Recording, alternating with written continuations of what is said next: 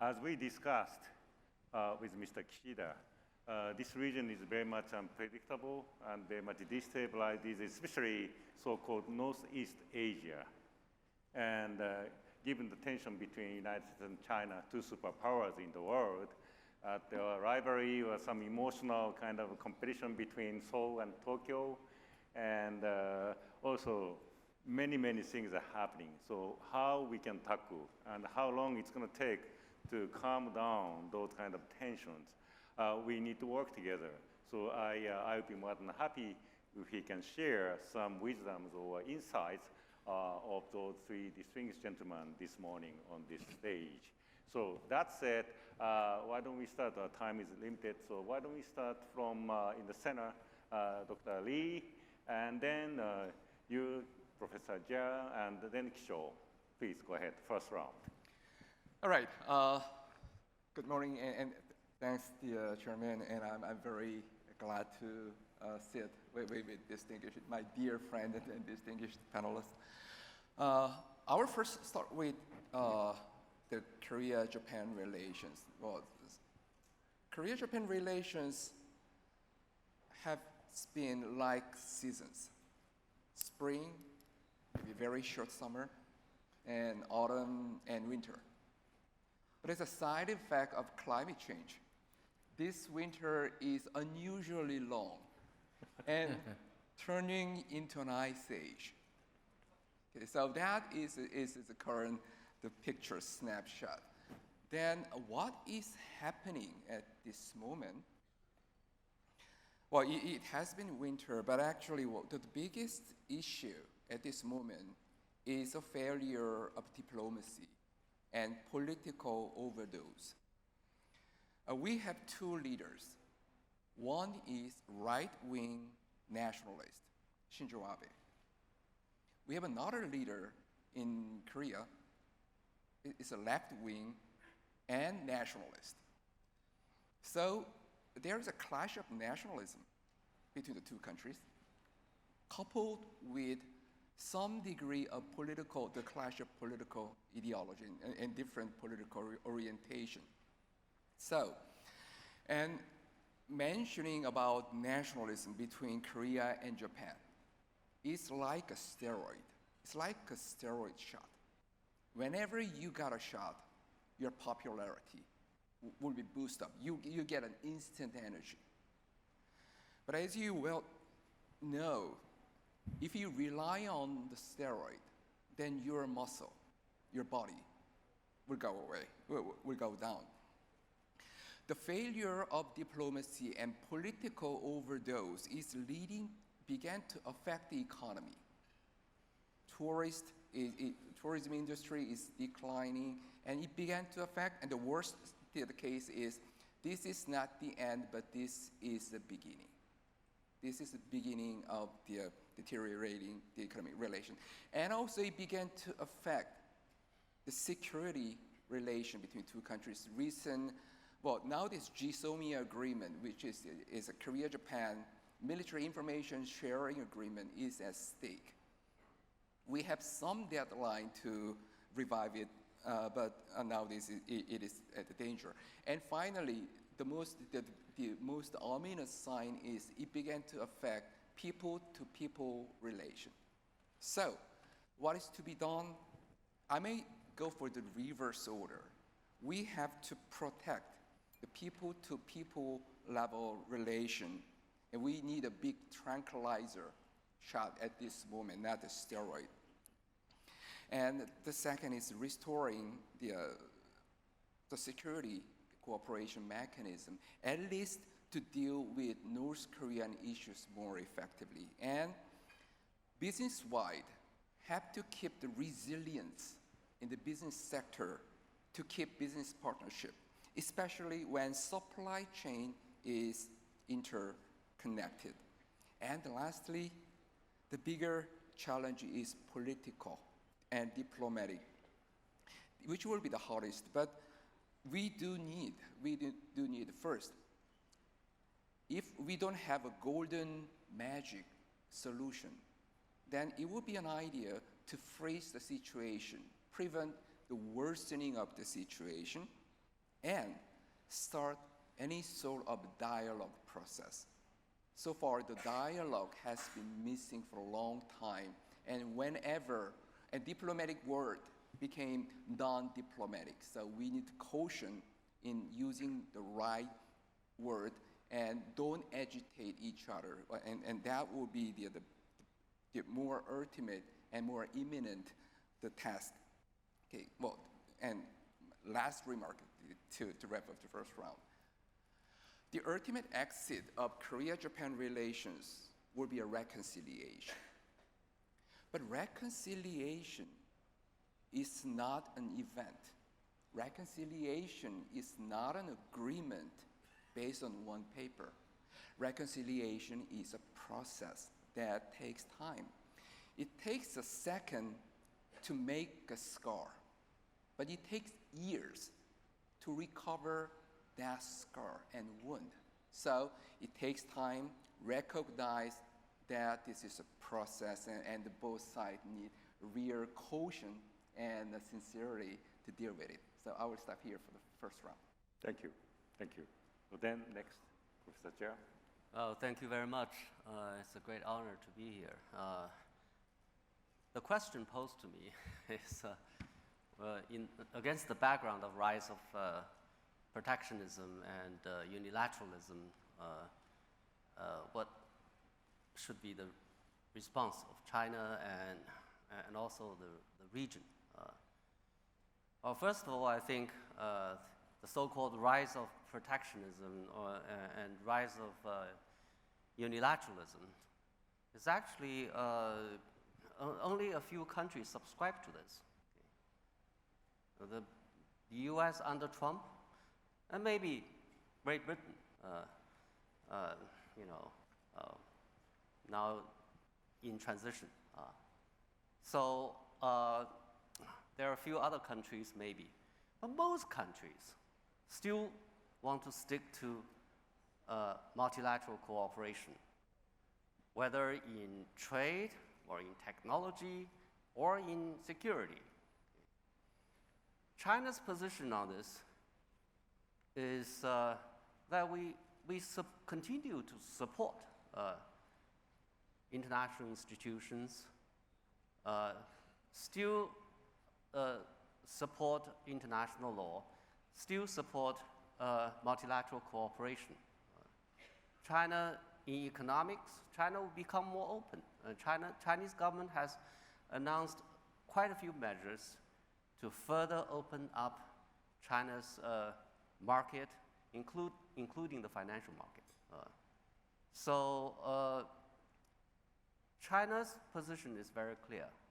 And also, China hopes that other countries would follow their interests in making policies, would refuse rather than taking orders from others.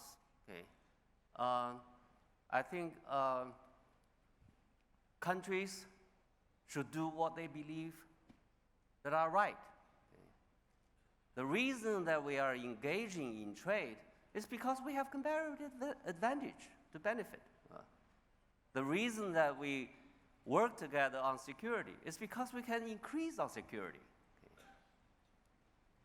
By adopting confrontation policy, I think we all end up in problem and maybe disaster. So it's the hope of the Chinese people and also the Chinese government that we can work together in a multilateral setting. I don't like the bifurcation or decoupling. I don't think they are reasonable and they are going to serve our interests. We have to develop some level of risk tolerance in dealing with each other. In the past, we did have this kind of risk tolerance. In trade, as long as we are trading, we depend on each other. In security, if we want to have peaceful coexistence, we need to accept the fact that other countries have militaries. And And nuclear powers accept the fact other countries have nuclear weapons. Otherwise, we cannot coexist. Now, in the age of so-called AI or 5G, we also need this level of risk tolerance. Otherwise, the world will become a disaster. I hope that the people in Washington would realize this, would get over the current agitated mood and become more pragmatic in policymaking. Thank you. Thank you. So, Shaw. Let me begin by emphasizing that I'm not from Northeast Asia. I'm from Southeast Asia. But paradoxically now, Southeast Asia has got some lessons for Northeast Asia. I'm going to make 3 points.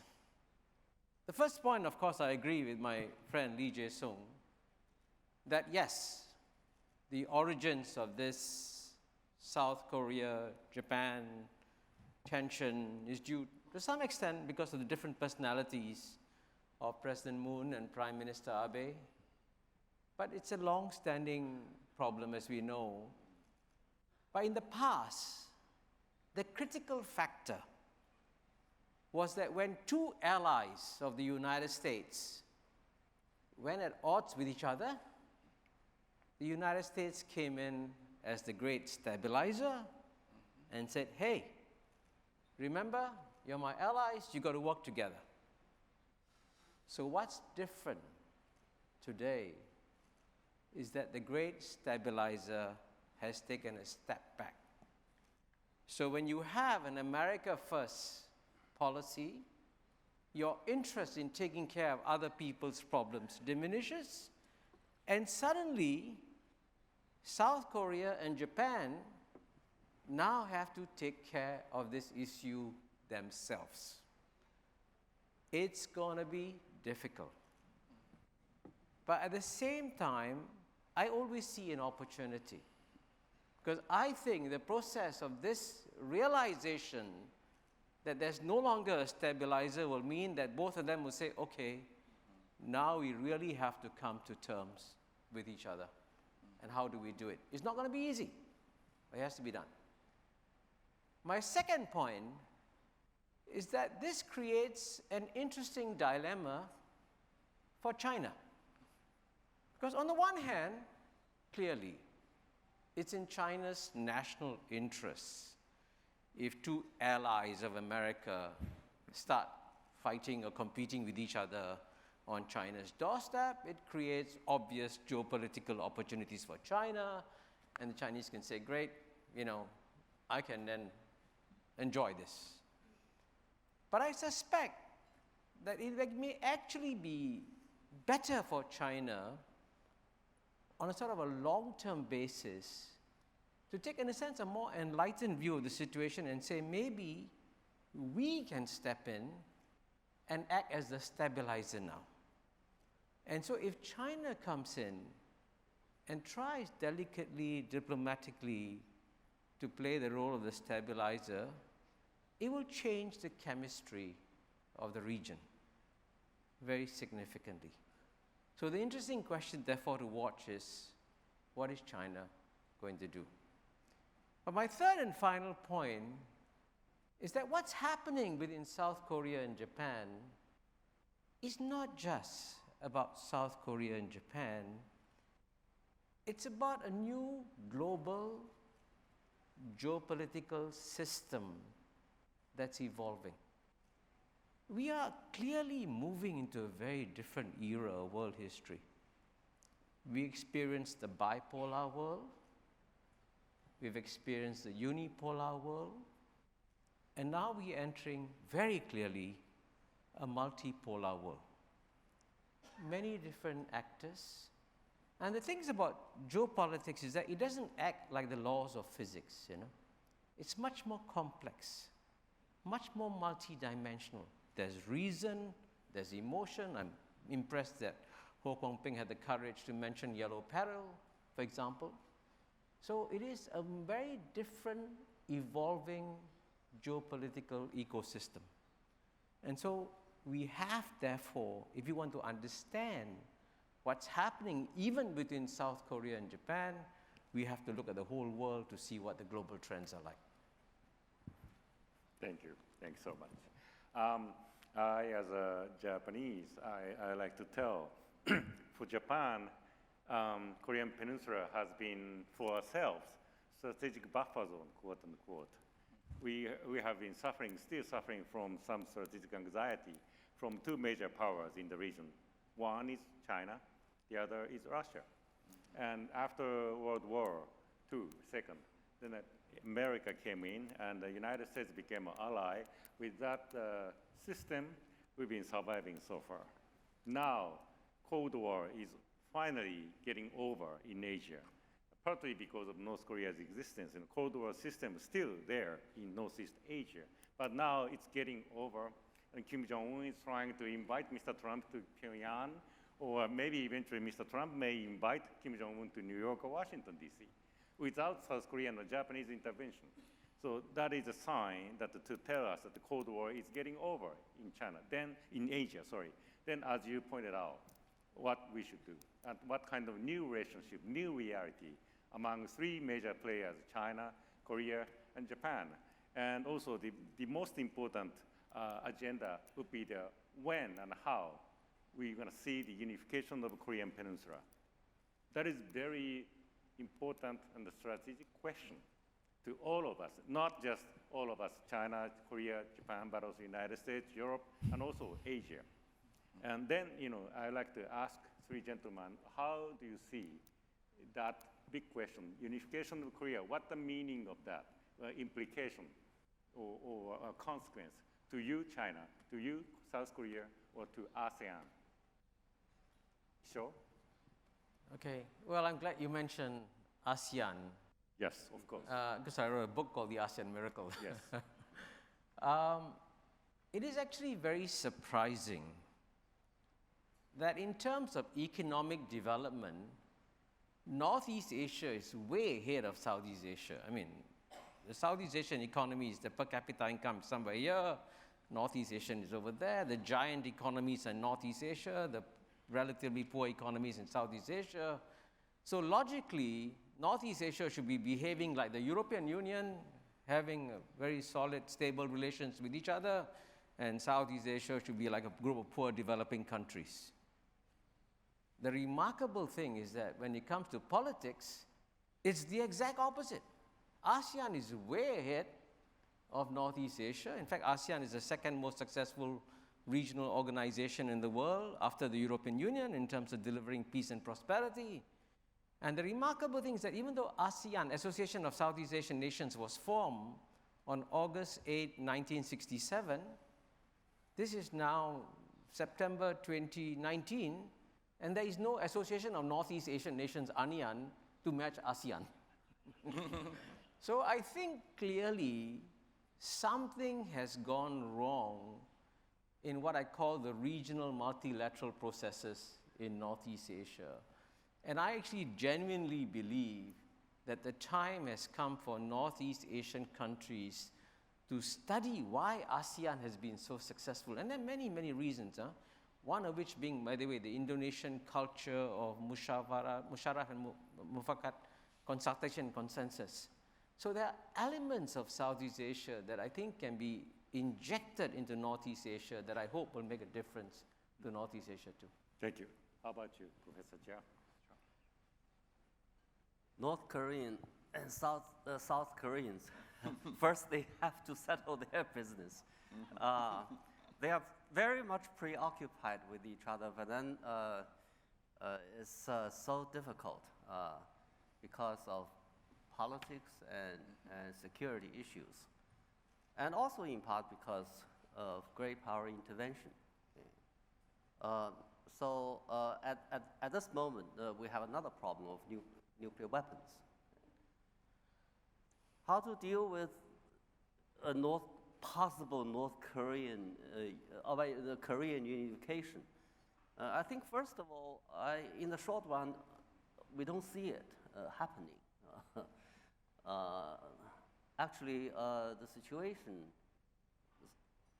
seems to be pretty pessimistic at the moment for the unification to happen. Secondly, I think if it happens, I think people in China have divided views, but most people, I think, and the Chinese government believe, it's a good thing for the region. Okay? We have North Korea nuclear issue or North Korea, South Korea confrontation have been a source of risk and threat to China's security. Okay?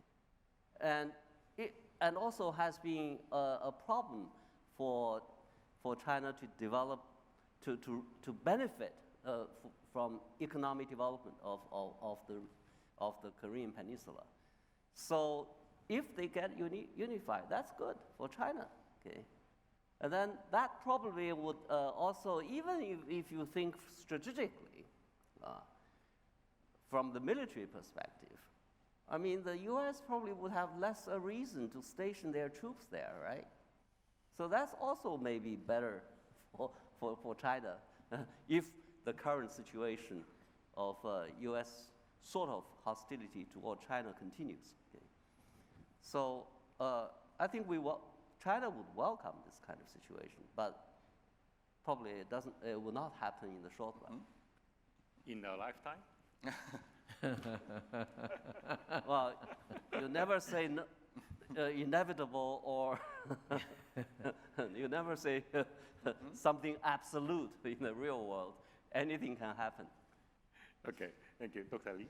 Okay, well, unification, Korea unification has long been a national objective. If you go to Seoul and and grab any Korean peoples and ask, is unification your wish or dream? And most of them will say yes. So we are working on unification, but also we have to realistically think about what kind of unification, what would be the form of unification, and also what would be the process of reaching to unification. So in that sense, the realistic first step is peace building on the Korean Peninsula and peaceful coexistence between South and North Korea. And that will give a platform for further the economic building, further the peace building and stabilizing, easing geopolitical tension and economic prosperity. We have all the optimistic, and rosy scenarios. However, there are also a number of tasks to be done.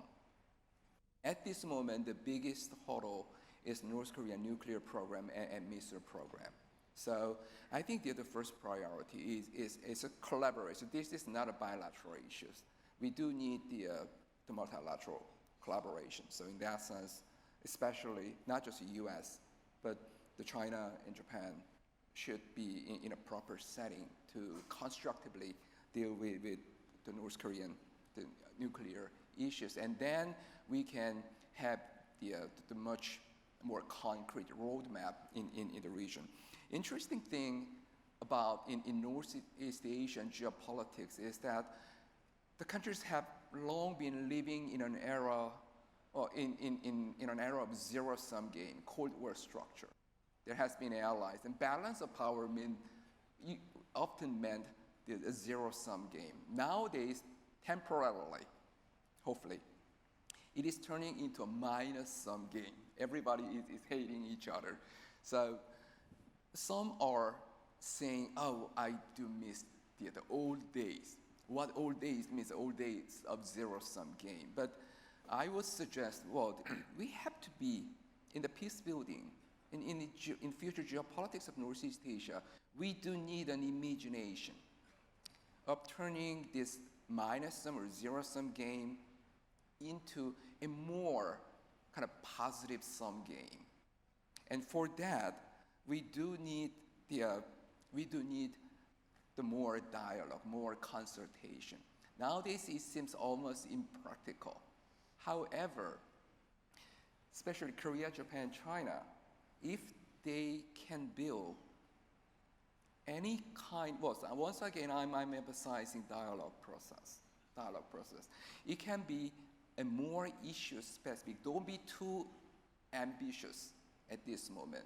It can be a mini-lateral, mini-multilateral dialogue on a very specific issues, and that kind of effort can build a platform for further negotiation, further collaboration, and that will be my answer for your question.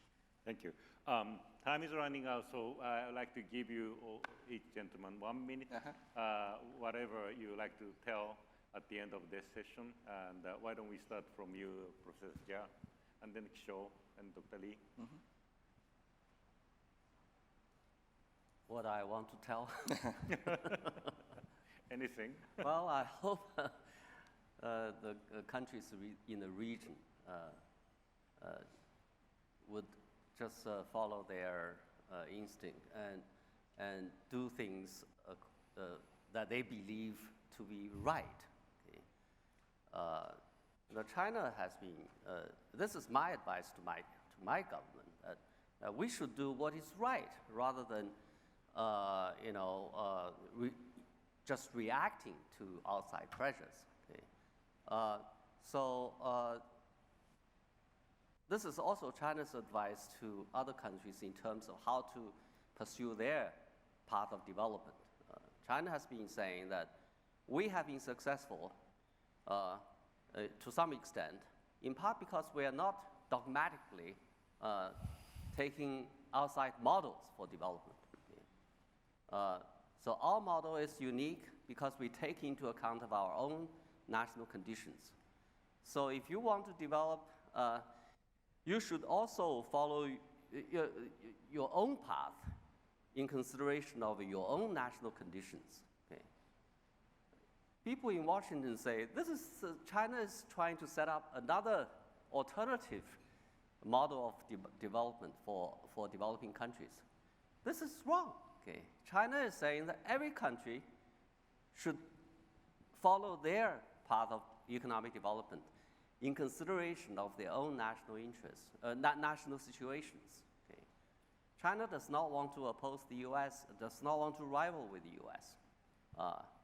I think a lot of people in Washington are imagining things, try to demonize China and develop policies on that basis. I think the world should get over that. Thank you. In 1 minute, I think President Trump should be given more praise for what he's done on North Korea. I mean, I know people like to make jokes about the Trump-Kim meetings, but President Trump has done something very fundamental. He's completely changed the global perception of North Korea. We all used to assume that North Korea was this isolated country, irrational, mad people doing crazy things. Now it's very clear that North Korea is a very rational actor on the global stage.